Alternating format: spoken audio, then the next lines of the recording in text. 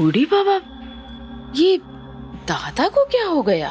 सुधा, just relax. अरे मुझे देखकर तुम ऐसे घबरा क्यों जाती हो? सुधा, तुम नहीं जानती, आज मैं बहुत खुश हूँ, बहुत। तुम्हें पता है, जिस डॉक्टर ने तुम्हारा चेकअप किया था उसके रिपोर्ट्स आ गए हैं और उससे ये बात साबित होती है कि जो कुछ भी तुम्हारे साथ हुआ वो तुमने नहीं किया, बल्कि तुम्हारे दोहरे रूप ने तुमसे करवाया था। तुम सही कहती थी सुधा, तुमने किसी को धोखा नहीं दिया, तुम सही थी, बिल्कुल सही। आप सच कह रहे हैं उदय जी? हाँ, ये बात सच है। तुम देखना, अब सारी दुनिया इस बात पर यकीन करेगी। जो भी इल्जाम तुम पर लगाए थे वो सब हट जाएंगे। बस तुम्हें कुछ दिनों के लिए मेडिकल ट्रीटमेंट में रखा जाएगा और फिर तुम बिल्कुल ठीक हो जाओगी। मैं जानता था मेरी सुधा बिल्कुल ठीक हो जाएगी।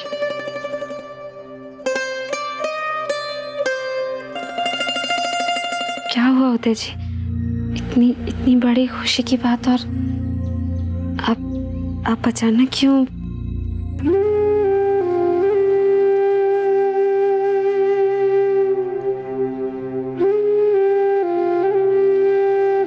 आई एम सॉरी, मैंने भी तुम्हारी बातों पर यकीन नहीं किया। सच कहा था भैया ने, कुछ बातें लोग खुली आंखों से भी नहीं देख पाते। कुछ बातें मन से समझनी होती हैं। जो हमारे अपने हैं, हमें उन पर यकीन करना पड़ता है। आई एम सॉरी सुधा, मैंने तुम्हारा दिल दुखाया। नहीं उदय जी, प्लीज ऐसा मत कहिए, इसमें आपका कोई कसूर नहीं है। हालात ही कुछ ऐसे थे, कभी कभी तो खुद मुझे लगता था कि मुझसे कोई गुनाह हुआ है। सुधा, लेकिन नहीं उदय जी, मुझे आपसे कोई शिकायत नहीं। उदय जी, ज्योति दीदी ये बात जानती है? हाँ, भाभी ये बात जानती है। फिर वो कहाँ है? पापा, दादी,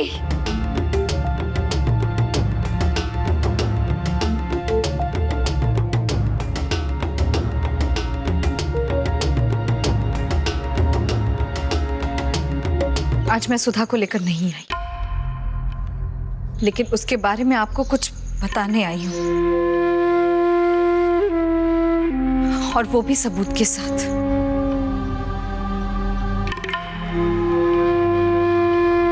मैंने कहा था ना, वो बीमार है,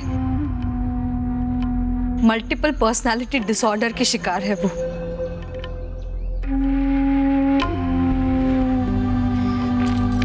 और ये है उसकी रिपोर्ट्स। छोरी, एक बात बता, ये कैसी बीमारी है जो लड़कियों को आधी रात को उठा के नाचने निगाहने के लिए भेज देती है? मैं बताती हूँ दादी, ये एक ऐसी मानसिक बीमारी है जिसमें एक ही इंसान 2 जिंदगियां जीता है, और दोनों को एक दूसरे के बारे में कुछ भी नहीं पता होता। ये कैसी बातें कर रही है छोरी? ऐसा होवे है क्या? हुआ है दादी, हुआ। तो क्यों हुआ है ये भी बता दे। कभी आपने सोचा है सुधी हम सबकी तरह क्यों नहीं है? क्यों इतनी डरी सहमी सी रहती है? क्यों अपने मन की बात खुल के बोल नहीं पाती? क्योंकि बचपन से ही उसकी छोटी छोटी बातों पर उसे इतना डांटा गया, इतना फटकारा गया कि उसने अपनी सारी इच्छाएं अपने मन में दफन कर दी।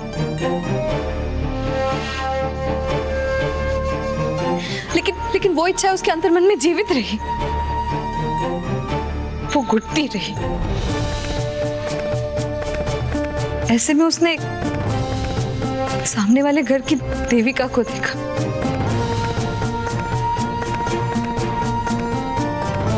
जो आजाद थी, अपनी जिंदगी अपने शर्तों पर जीती थी, जिसे किसी का डर नहीं था।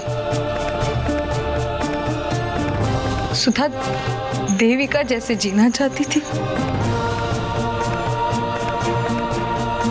ख्यालों में तो उसने देविका के साथ रहना शुरू कर दिया था, धीरे धीरे देविका का रूप उसके मन में और मजबूत होता गया। और एक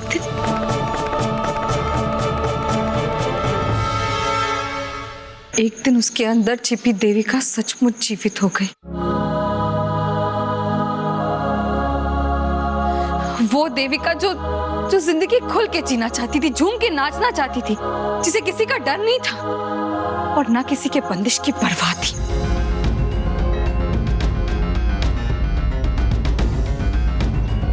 सुधा दोहरी जिंदगी जीने लगी थी और इसका पता ना देविका को था ना खुद सुधा को। ज्योति सुन, माँ ने दुनिया देखी है। मारे ये जो बाल सफेद हुए ना, धूप में नहीं हुए। अरे कुछ नहीं है उस छोरी को, ढकोसला कर रही है, ढकोसला। वो बुरे लोगों के बीच में उठना बैठना चाहती है, गंदे लोगों से मिलना चाहती है, इसलिए उसने उसको बीमारी का बहाना बना दिया है। अरे ना लिहाज है ना शर्म, उस लड़की में नालायक है, नालायक। अरे उसने तो मारे को भी धक्का दे दिया था, अपनी दादी को, जिसने उसे पाल पोस के बड़ा किया है। पाला पोसा, लेकिन उसके साथ आपने बहुत कुछ किया। उसके साथ उसे थप्पड़ लगाए, उसे लाते मारी, सबके सामने गालियां दी, उसे बेइज्जत किया। वो उसका क्या दादी? हाँ तो ठीक है, छोरी के भले के लिए अगर थप्पड़ लगा भी दिया तो क्या बुरा किया? भले के लिए? आपने तो सिर्फ उसका बुरा किया है। पढ़िए पढ़िए इस रिपोर्ट में डॉक्टर ने क्या लिखा है। उन्होंने लिखा है कि बचपन में नकल करने के झूठे इल्जाम पर उसे सारे क्लास के सामने कपड़े निकालने पड़े थे।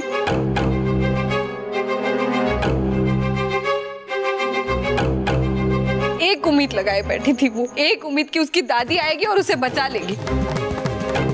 लेकिन आपने जाकर उसी को थप्पड़ लगा।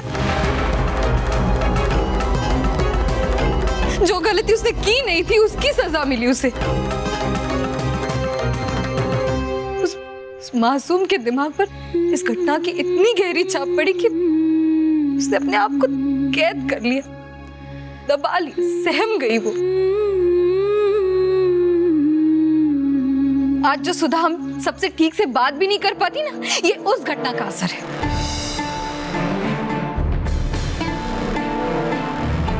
बात बात पर झूठी, नालायक, नाकाम, पता नहीं क्या क्या कहकर पुकारा आपने उसे।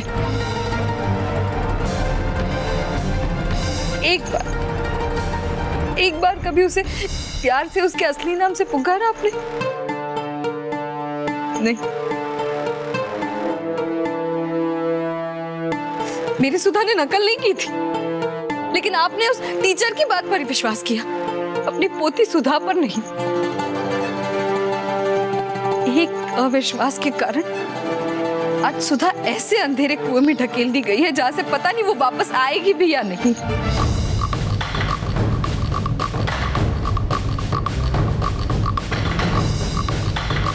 उसकी जिंदगी में अंधेरा लाने वाली आप है दादी, आप।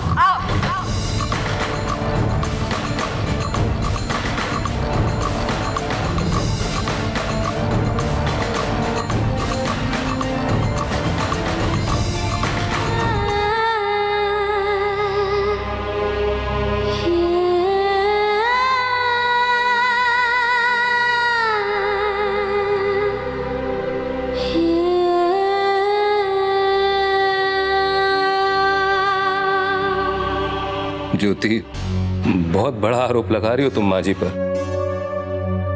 बेटा, मैंने आज तक तुमसे कोई सवाल नहीं किया, लेकिन आज तुम पगला गई है। बहन के प्यार में अंधी होकर माथा घूम गया इसका। सुधा की हरकतों पर पर्दा डालने के लिए कुछ भी बकी जा रही। तुझे भी अब छोटे बड़े का लिहाज नहीं रहा। माँ, पहले मुझे भी ऐसा लगता था कि सुधा झूठ बोल रही है अपने आप को बचाने के लिए, लेकिन मैंने अपनी आंखों से देखा है पापा, जाने अनजाने हमने अपनी सुधा को बहुत तकलीफ पहुंचाई। मैं उसे ढीली कह के चिढ़ाता रहा। दादी का डर, माँ की डांट, ये सब कुछ निकल के आए हैं टेस्ट में, सब कुछ।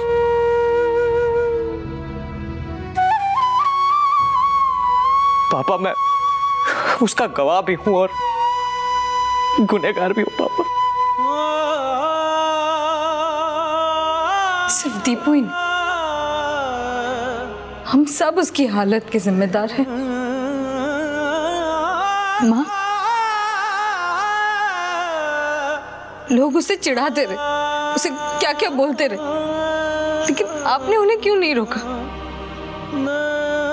माँ तो अपने बच्चों को हर बुरे साए से बचा लेती है ना, लेकिन आपने कभी उसे अपने आंचल में नहीं छुपाए।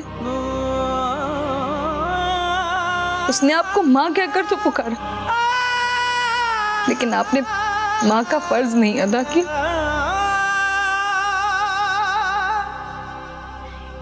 एक बार उसे अपने आंचल में समेट लिया होता ना, आज ये सब नहीं होता।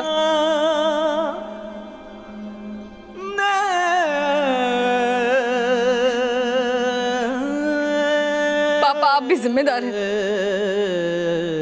कभी आपने बैठकर उसके साथ बातें नहीं की, कभी ये नहीं सोचा कि वो इतनी चुप चुप क्यों रहती है, क्यों हमसे बात नहीं करती। कभी बैठकर उसे हिम्मत नहीं दी कि वो भी हम सबकी तरह खुल के अपनी बात बोल सकती है। आप भी चुप गए।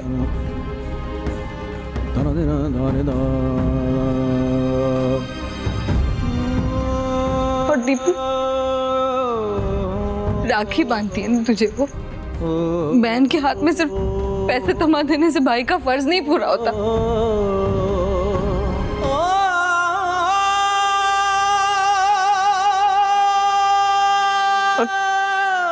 मैं भी जिम्मेदार हूँ,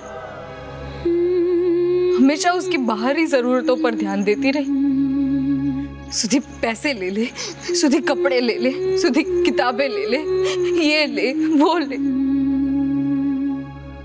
कभी ये नहीं सोचा कि वो क्यों इतनी चुप रहती है, क्यों हम सबसे बात नहीं कर पाती।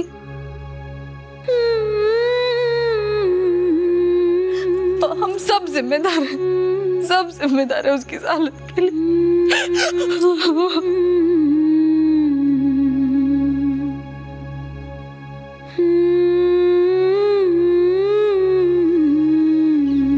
उस वक्त मारी तो समझ में नहीं आया, मारी को लगा छोरी ने नकड़ की है, उसे डांटूंगी, फटकारूंगी, छोरी सुधर जाएगी।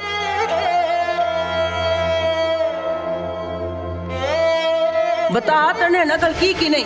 नहीं दादी, मैं सच बोल रही हूँ, मैंने नकल नहीं की। लेकिन याद है मारे को उसकी आंखों में उस वक्त ऐसे था कुछ कि दादी माँ ने गलती नहीं की, मारे को बचा लो।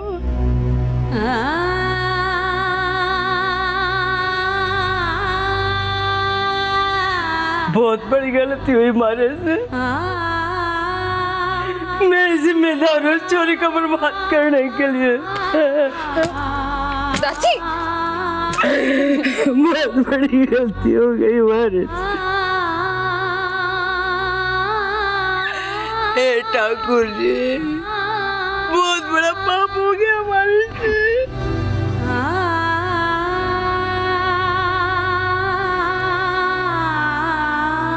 आंखें थी और देख नहीं पाई, हमारे को तो नरक में भी जगह नहीं मिलेगी। चोरी माफ कर दे हमारे।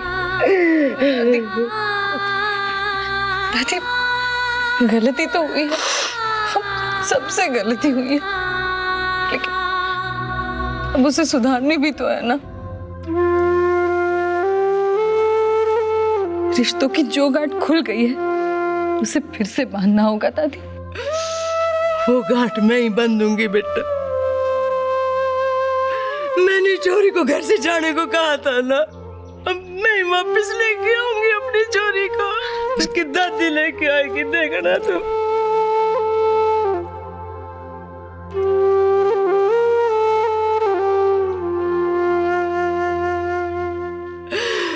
पर पता नहीं सुधी मारे को माफ करेगी कि नहीं मालूम कि वो आएगी भी कि नहीं आएगी। क्या क्यों नहीं आएगी दादी, जरूर आएगी। ये उसका अपना घर है, हम सब उसके अपने हैं। और मैं जानती हूँ अपनी सुधा को, वो हम सबसे कभी अलग नहीं रह सकती, कभी नहीं। छोरी कितनी छोटी है तो बेटा, और मारी बड़ों की आंखें खोल दी ताने। हमारी बच्ची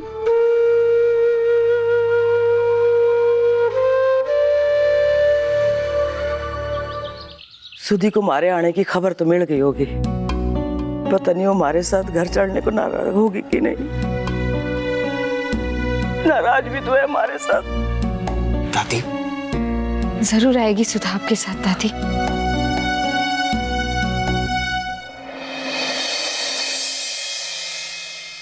लो आ गई सुधी।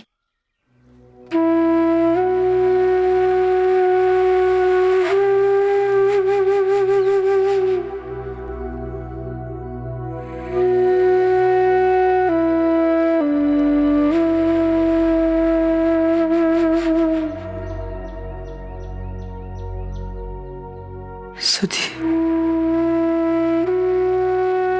छोरी माफ कर दे मारे को, बेटा गलती हो गई मारे से, जाने अनजाने में थारी जिंदगी की बर्बादी का कारण बन गई मैं। चल बेटा चल घर चल।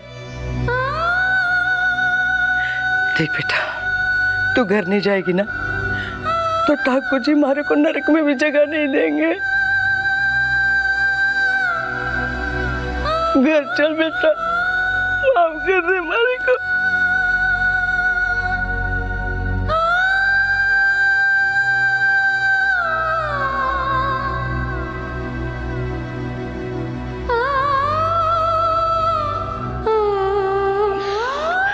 जब तक हमारा जीवन है ना बेटा, थारे को अपनी पलकों पे रखूंगी, कड़े जिस लगा के रखूंगी मैं।